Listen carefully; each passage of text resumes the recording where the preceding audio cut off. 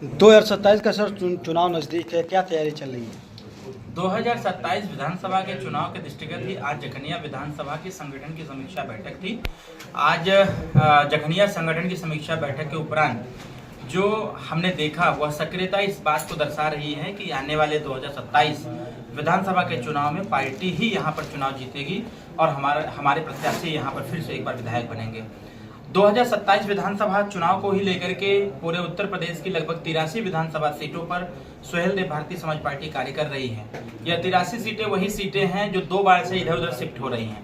पहली बार 2017 में भाजपा की तरफ शिफ्ट हुई, दूसरी बार समाजवादी पार्टी की तरफ शिफ्ट हुई, अब तीसरी बार फिर से एक बार भाजपा की तरफ शिफ्ट होंगी। और पिछली बार 2017 में हम 325 सीट जीते थे, इस बार उससे भी ज्यादा सीट जीत करके फिर से एक बार प्रचंड बहुमत की सरकार बनाने का काम करेंगे।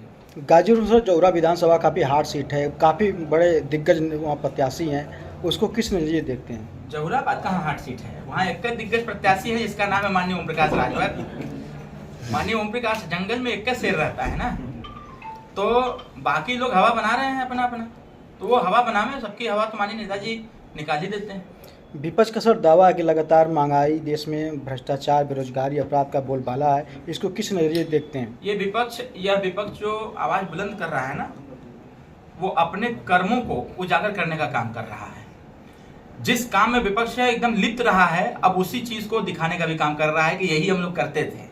मेरा कहने का तात्पर्य यह है कि वर्तमान समय में जिस प्रकार से जीरो टॉलरेंस की नीति चल रही है, जिस प्रकार से सरकार की जो योजनाएं ग्रामीण स्तर तक पहुंच रही हैं, कोई बिचौलिया नहीं है, डायरेक्ट सरकार से जनता के खाते में पैसा जा रही है, सारी सुख सुविधाएं प्राप्त हो रही हैं, स्वास्थ्य संबंधी सेवाएं, शिक्षा में बदलाव, या कहीं न कहीं रोजगार के अवसर, ये सारी चीजें विपक्ष को नहीं दिख रहा है। विपक्ष को जिन मुद्दों पर बात करनी चाहिए, विपक्ष उस मुद्दे पर बात न करके बल्कि वो पता नहीं कहाँ चंदा चोरी की बात कर रहा है, तो हिंदू मुस्लिम की बात कर रहा है। अभी मैंने देखा कि पता नहीं इतने कंफ्यूज लोग हैं कि पीडीए का आज तक सटीक फुल फॉर्म नहीं दे पाए।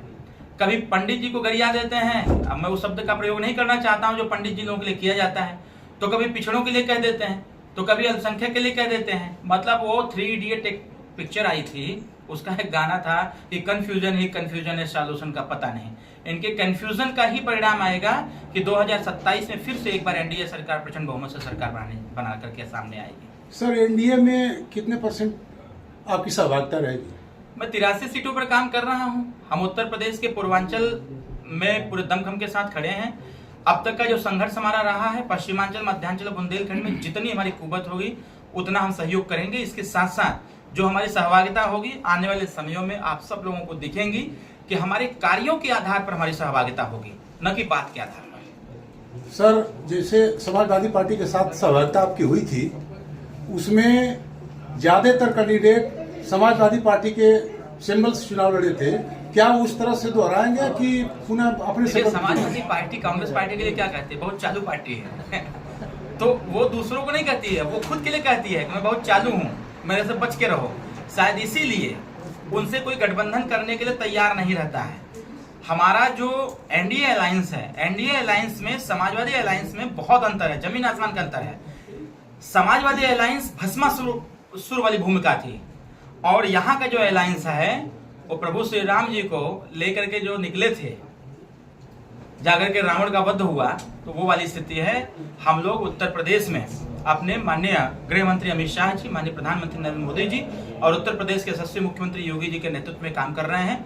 आने वाले समयों में रावण का वध होगा। सर, आपको लगता है कि समाजवादी पार्टी से गठबंधन करके कुछ परेशान हुए, बाद में आप जानता है कि किस? अरे वो भस्मासुर है भाई, भस्मासुर को आशीर्वाद शंकर भगवान ने दे दिया। शंकर भगवान से वो प्रार्थना कर रहा था, उन्होंने आशीर्वाद दिया, तो अब भस्मासुर को खुद ही नहीं विश्वास हो रहा था कि सही में आशीर्वाद मिला कि नहीं मिला। अब शंकर भगवान को दौड़ा लिया वो भस्म करने के लिए। सर, ग्राम पंचायत चुनाव विधानसभा के बाद होगा, पहले होगा? प्रयास तो है कि पहले हो जाए, प्रयास है कि चुनाव पहले हो जाए, और आपके माध्यम से हम कहेंगे कि जितने भी त्रिस्तरीय पंचायत चुनाव में पार्टिसिपेट करने वाले लोग हैं अपनी तैयारी बना के रखें। धन्यवाद। Thank you.